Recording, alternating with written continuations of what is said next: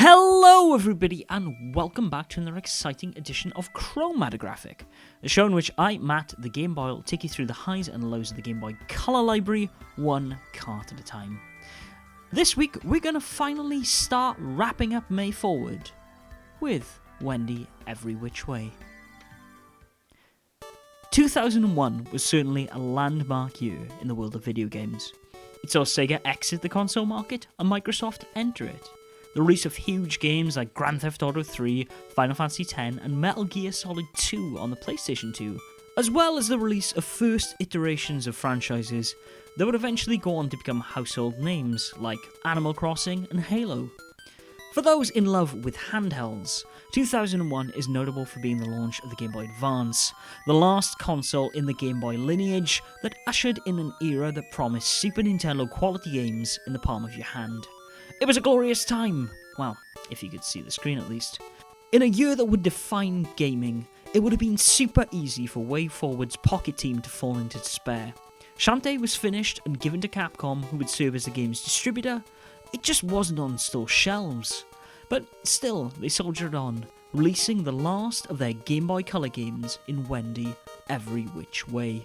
The game, starring Wendy the Good Little Witch from the Harvey Comics Casper series, was meant to support the release of an animated TV show that never saw the light of day. With the show cancelled and the Game Boy Advance on shelves, TDK Media Active tried to pull the plug on the game.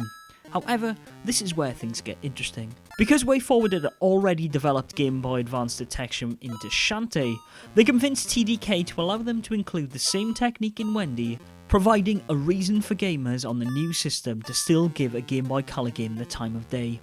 The gambit paid off, as we all know, and Wendy found its way onto store shelves in the US and Europe the same year.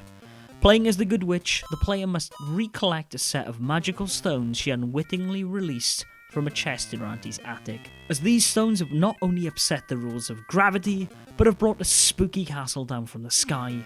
Time to get that wand out and get to work. With gravity on the fritz, Wendy isn't just limited to the usual run and jump mechanics you see in most other platformers, no sir. By pressing up and down on the D-pad, Wendy will switch between running on the floor or ceiling.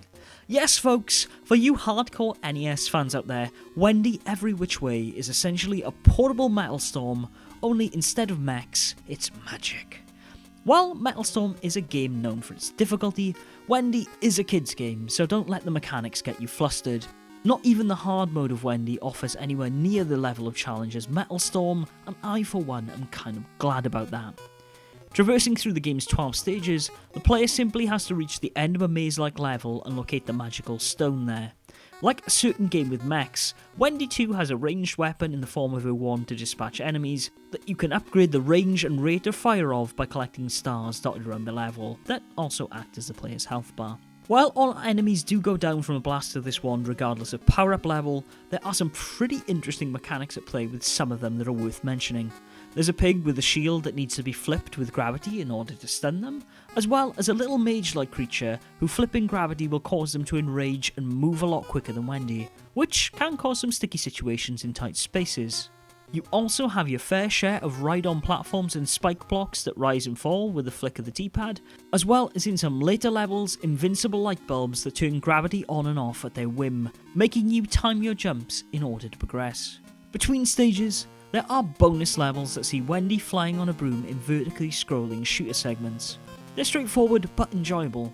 The inspiration for these lies not in Metal Storm, but in the Neo Geo Pocket Color version of Cotton, which made a positive impression on the studio at the time. The final boss fight against a giant dragon also takes place on the back of a broom, and makes use of the gravity mechanics that could have been interesting to explore in the other shooter sections, but unfortunately lead to an underwhelming final boss encounter. But it has to be said, this boss battle is the only bum note in an otherwise great game.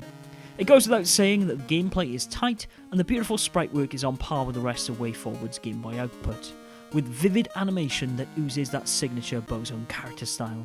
I do feel the need to stress though that this is a game on the short side and doesn't pose much of a challenge unless it's on hard mode because of the target audience. The game does also offer a password system, but due to the game's length, you're probably not going to need it.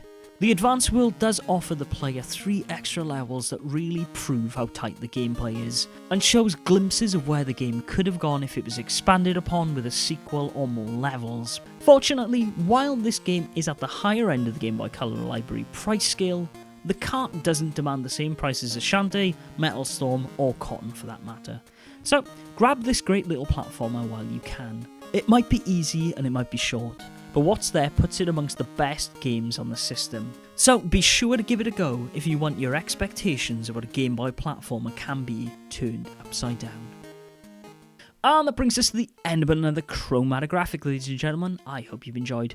A huge shout out to my friend Paul from the Maximum Power Up podcast who hooked me up with a copy of this game, and of course also to all at WayForward for their continued help with this series.